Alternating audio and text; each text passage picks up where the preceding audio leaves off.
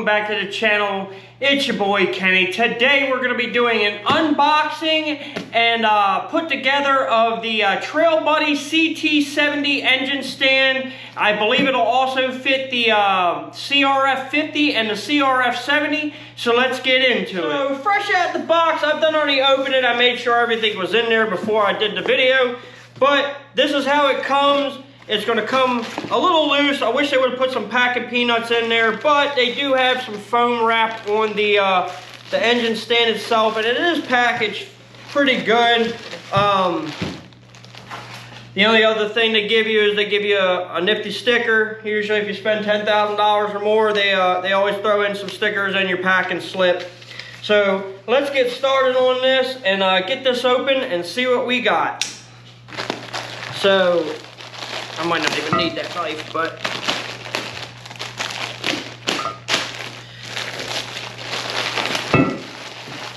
so that's leg one.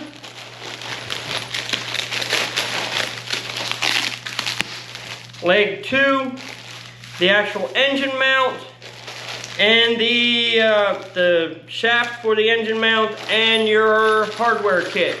And then they actually give you instructions with it, which we probably won't need, but it's nice that they give it to you. So let me get this unwrapped and get some tools, and let's get started.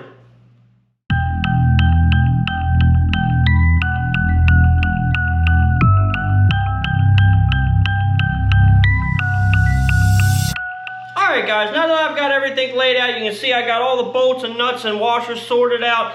I got all the pieces sorted out. I got my old engine from my old CT70. I hope you guys have been following the build series on that. I'm pretty excited about it. That was my childhood CT70 that I've been building. It's actually was sitting in a barn for 26 years before I got my hands back on that. And I parked it in 1993, I believe. I was 13 years old and I'm now 42, so I'm definitely excited to get that finished up, and I hope you guys are following the journey on that. But let's get back to this and get this put back together, and we're going to go POV with it so you guys can see what I see. Alright guys, now that I've got everything laid out, got the engine sitting here, got my tools sitting there, let's get started on putting this together. I did go ahead and put these rubber boots on the bottom of the foot legs because I honestly did not feel like they were going to fit because they were such a tight fit. But let's get started on putting this together, and as you can see, we're probably not going to need the instructions. That's typical man code, in my opinion. You don't look at the instructions, just build it. So I did have everything kind of laid out though for it. So as you can see, I'm putting the washers on there, and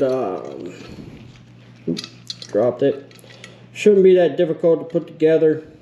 It's not much here. And this part is the part that kind of confused me the most, and it's looking like it's going to go right about here. So we're going to take and get a washer. We're going to get a nut and bolt. And we're going to stick that there, and that's going to hold that up like that. One more washer. Other side, I like taking everything the same way. So we're going to put a washer there. We're going to put a washer there. It looks like that. Is that one longer than the other one? Not by much, but we're going to go ahead and put that through there. We're going to put a washer on there. We got a nut here. We're going to put that there, that there. And they did give you a washer for that one, so put the washer on there. That's going to go through there, there. I'm kind of excited about this engine stand because I've really been wanting to get my my CT back together. Let's go ahead and get started on that. You can get the 3/8, obviously. So there's one.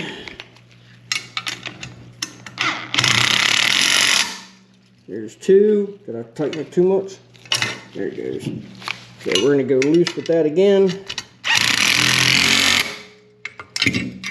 There you go.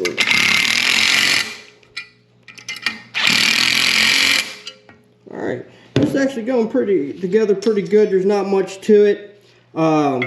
This right here got your engine. But what I'm going to do is I'm going to take this piece right here, I'm going to put it on the bottom of the motor and then install it. One thing that they didn't give you in this kit is they did not give you 2 nuts for the, or 2 bolts for the bottom of the engine. So if you don't have foot peg bolts, you're going to need to supply them yourselves.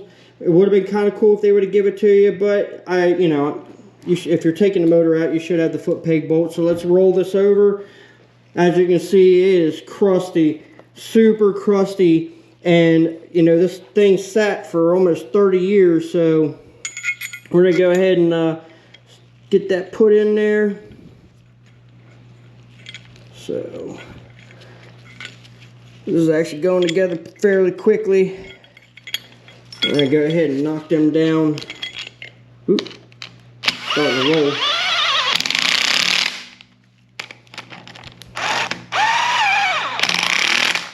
So, and then you're going to see the 17mm bolt right there. I put that on my ratchet. I'm going to go ahead and drop this motor on here. And as you can see, you can lift it up, put it down, and I'm not going to worry about that bolt for right now, but because it's on the other side. But we're going to go ahead and stick it in there, just thread it on there. But as you can see, it's all laid out. The motor's up in there. I'm going to be able to start tearing this down to do my top end soon. And it's a really nice stand. I'm glad I was able to find that, and somebody directed me in the you know, direction to get it, because that's pretty nice, you know, instead of sitting there trying to do that on a set of wooden blocks. But as you can see, I got to fix all this wiring. The top end is going to be coming off. Vent tube. This thing didn't even have any oil in it when I got it out the barn. And it bone dried, all leaked out. I'm sure the center gasket is done. And let's get back into it. Well, alright, since now I got it on the stand, I've got it all put together, the engine's on here. Final thoughts on this. I would say it's definitely well constructed. It's solid as a rock now that I've tightened down that 17mm bolt. Definitely not disappointed in this at all. It's going to make my life so much easier when I do start doing the engine repair for the 70 and the ignition and the top end. I'm going to do an IV drip. That way I can run it right here on the stand. So, like I said earlier, that somebody actually passed this information on to me, and I figured I'd do the same for you. But I really do hope you guys are liking all my videos, and if you haven't been here before, do me a favor, let me earn that subscription. Go down below and hit like and subscribe. And until next time, stay safe, wear your helmets, and I'll see you in the next video.